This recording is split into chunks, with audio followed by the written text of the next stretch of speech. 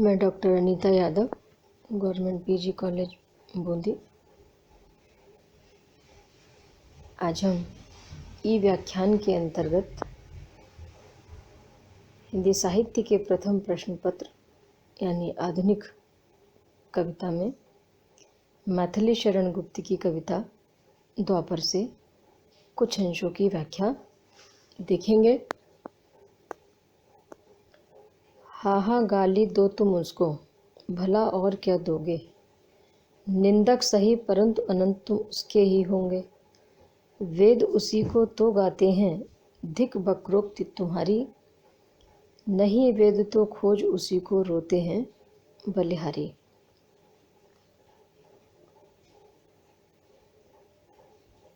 विधृता जब अपने पति के द्वारा भगवान कृष्ण को गोहत्या करने वाला बताया जाता है तो वो उसकी निंदा करती है और कहती है तुम्हारा ऐसा कहना अपने आप में उचित नहीं है। और इसी क्रम में वो आगे कहती है हा गाली दो तुम उसको, भला और क्या दोगे। तुम स्वयं को वेदज्ञ ब्राह्मण मानते हो, स्वयं को वेदों का ज्ञाता कहते हो और वेदज्ञ होने का दंभ भरकर तुम कृष्ण यानी श्याम सुंदर को गाली देते हो, उन्हें भला बुरा कहते हो, उनके विषय में अनर्गल बातें करते हो, गोहत्या करने वाला कहते हो। लेकिन इससे ज़्यादा तुम और कर भी क्या सकते हो। निंदक सही परंतु अनंततः तुम उसके ही होंगे। तुम भले ही इस समय कृष्ण की आलोचना कर रहे हो, निंदा कर रहे हो, लेकिन ऐसा समय आएगा कि जब तुम उनके अनुसरणकर्ता बन जाओगे या उनका अनुसरण करने लग जाओगे, तुम उसके ही होंगे और तुम एक समय उनकी महत्ता को मानोगे। वेद उसी को तो गाते हैं, धिक वक्रोक्ति तुम्हारी।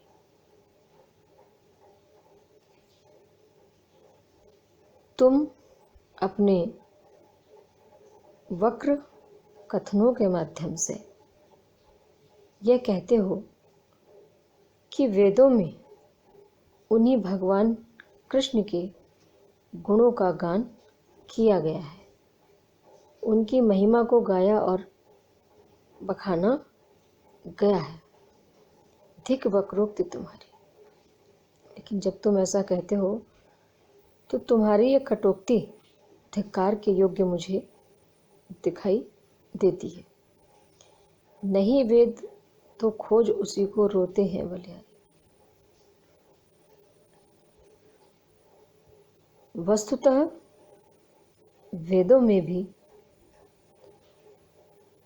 उसी परम ब्रह्म परमात्मा के स्वरूप का चिंतन किया गया है और यदि अपने आप को वेदज्ञ कहने वाले विद्वान उन्हें वेदों में भी नहीं खोज पाते तो ऐसे वेदज्ञ होने का दम भरने वाले जो विद्वान हैं वो निंदा के पात्र हैं या फिर वो अज्ञानी हैं। रोते हैं बलिहारी। विधृता आक्षेप पूर्वक अपने पति के लिए कहती है तुम्हारी ऐसी स्थिति पर तो मैं बलिहारी जाने को भी तैयार हूँ। तुम्हें वेद में नहीं मिला वह, तुम हो वेद ज्ञानी। किंतु वेद का अंत कहाँ है, ध्यान धरो कुछ ध्यानी। कुछ छंदों तक ही परिमित क्या, उस अनंत की वाणी। नित्य नित्य नूतन भावों से भूषित वह कल्याणी।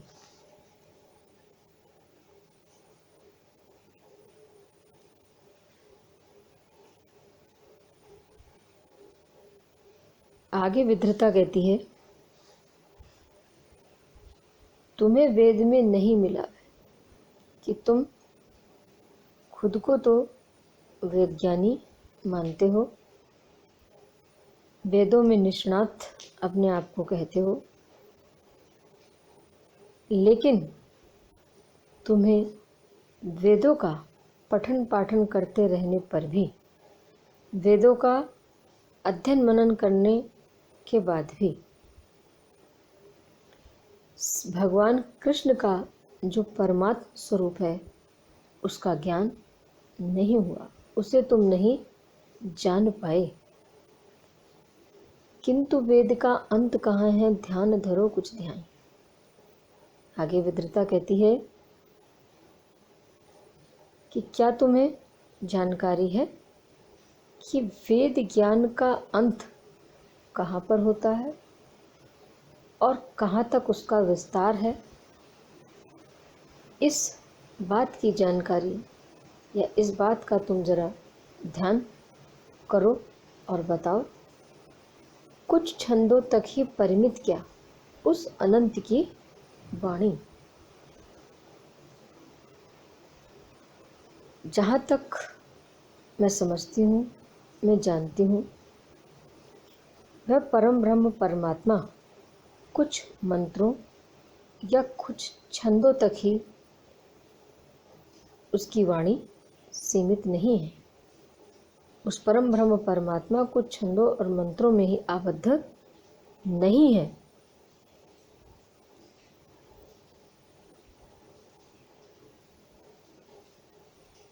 वेद वाणी तो ब्रह्म की वाणी है और वह अनादि अनंत और अपरिमित है तथा वो चारों ओर व्यापक है। उसका कोई भी ओर छोर नहीं है, वो अनंत सीमा वाला है। नित्य नित्य नूतन भावों से भूषित वह कल्याणी और सृष्टि का कल्याण करने वाली वाणी प्रतिदिन नए नए भावों से स्वयं को भूषित करती है। इसलिए उस परम ब्रह्म परमात्मा की महिमा को समझना, उसका पार पाना संभव नहीं है। उसको इतनी आसानी से जाना नहीं जा सकता, क्योंकि वह तो अनंत है, अनादि है।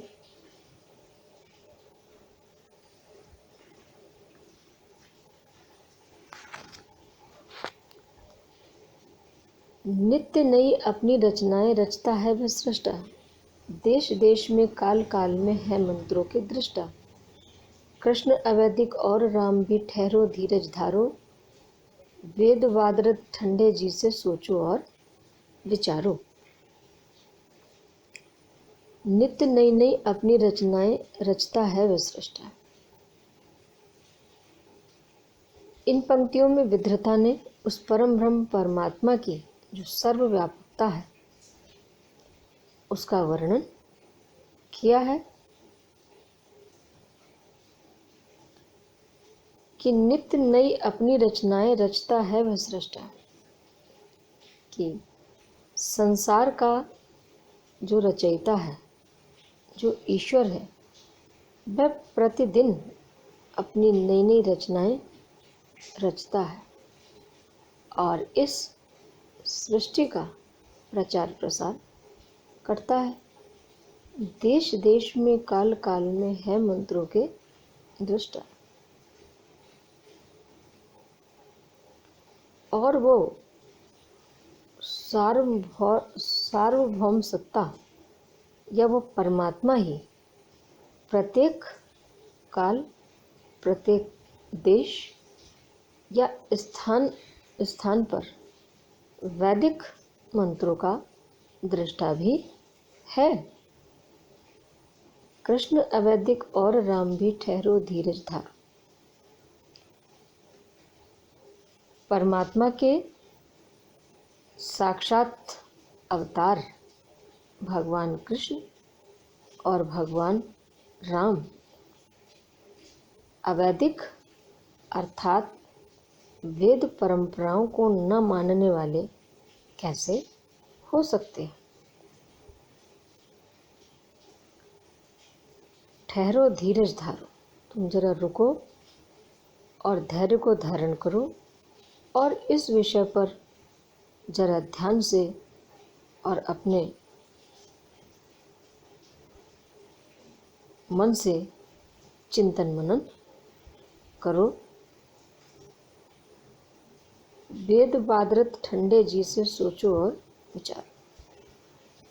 वेदों के संबंध में वाद विवाद करने वाले या वेदों के संबंध में वाद विवाद करने में ही लगे रहने वाले तुम तनिक ठंडे मन से या हृदय से सोच विचार कर लो कि भगवान राम और कृष्ण की महिमा क्या है और क्या इस महिमा को समझा जा सकता है, जाना जा सकता है, और इन दोनों को अवैदिक कहना कहाँ तक उचित है या न्याय संगत है।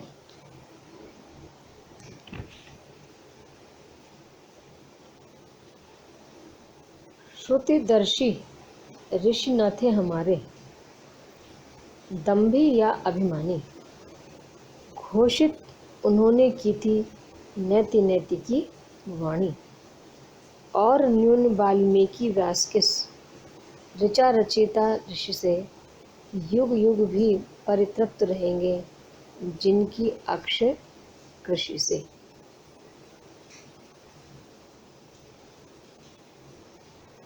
आगे फिर विद्रता अपने पति से कहती है कि खुद को वेदज्ञ बताना और इस बात पर अहंकार करना ठीक नहीं है। वो कहती है कि महर्षि वाल्मीकि और व्यास भले ही वेद मंत्रों के रचयिता नहीं थे, लेकिन उनके द्वारा जिन ग्रंथ की रचना की गई वे हमेशा ही मानव कल्याण करते रहेंगे। आगे विद्रता कहती है श्रुतिदर्शी ऋषि न थे हमारे, दंभी है कि तुम तो अपने वेदज्ञ होने पर ही घमंड करते हो, परंतु जो वेद और मंत्रों के दृष्टा हैं और हमारे जो प्राचीन ऋषि हैं उन्होंने भी इस तरह का घमंड और अभिमान नहीं किया। इन बड़े बड़े ऋषियों और मुनियों ने भी परम ब्रह्म परमात्मा के स्वरूप के संबंध में, उसकी उत्पत्ति के संबंध में केवल नैति नैति बस इतना ही कहा है। इससे आगे वो कुछ नहीं कह पाए, अर्थात अभिप्राय हुआ कि ये जो हमारे परम ब्रह्म परमात्मा यानी ईश्वर है वो अपने आप में अवर्णीय है और अनिवर्चनीय है, ऐसा वो मानते हैं। और न्यून वाल्मीकि व्यास के ऋचा रचयिता ऋषि से, भले ही वाल्मीकि और वेद व्यास ने किसी वेद मंत्रों का सृजन नहीं किया, परंतु अपने ज्ञान में वे वेद मंत्रों के रचयिता किसी ऋषि से भी कम नहीं थे। युग युग भी परितृप्त रहेंगे जिनकी अक्षकृषि से। और इन वेदव्यास और वाल्मीकि ने जिस साहित्य की रचना की है, इन्होंने जिन ग्रंथों को लिखा है, वह एक ऐसी ज्ञान रूपी अक्षय कृति है, अक्षय खेती है कि उससे युगों युगों तक लोग अपनी ज्ञान सुधा को शांत करके संतुष्ट और सुखी होते रहेंगे तथा अपने जीवन को उन्नत बना सकेंगे। पाप शांत हो भला राम ने सीता को कब त्यागा, इसे यथार्थ मानता है जो वह अग अभागा। राम नाम के नृप को छलकर सूर्यदय सीतावर का, घर लुटवाने में भी करथा किसी तुम्हें से नरका। आगे फिर विद्रता अपने पति के साथ बातचीत करती है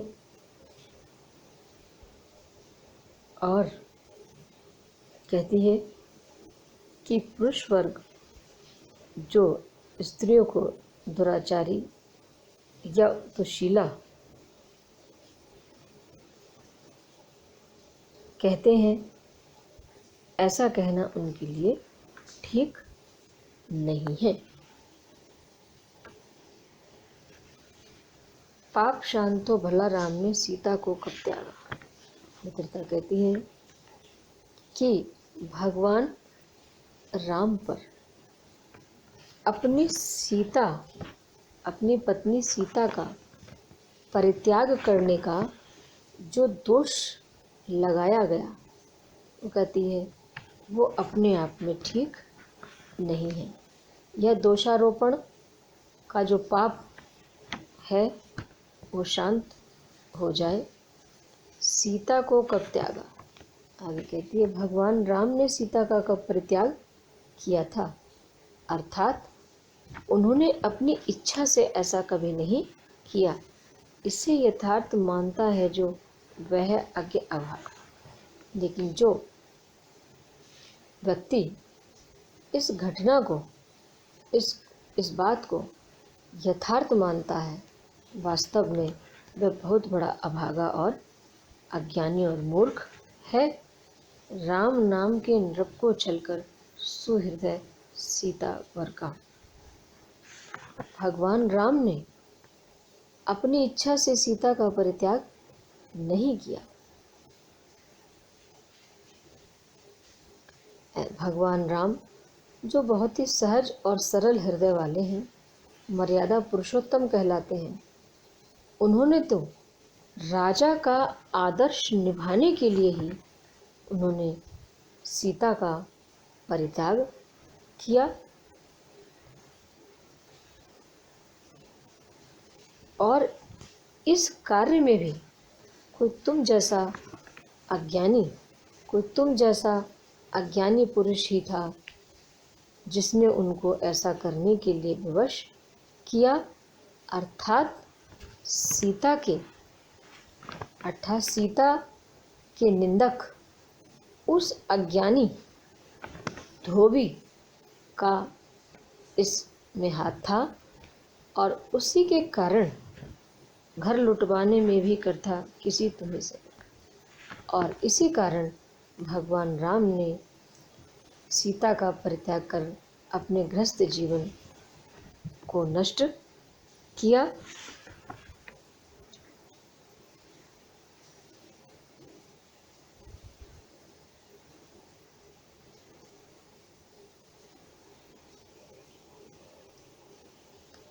धन्यवाद।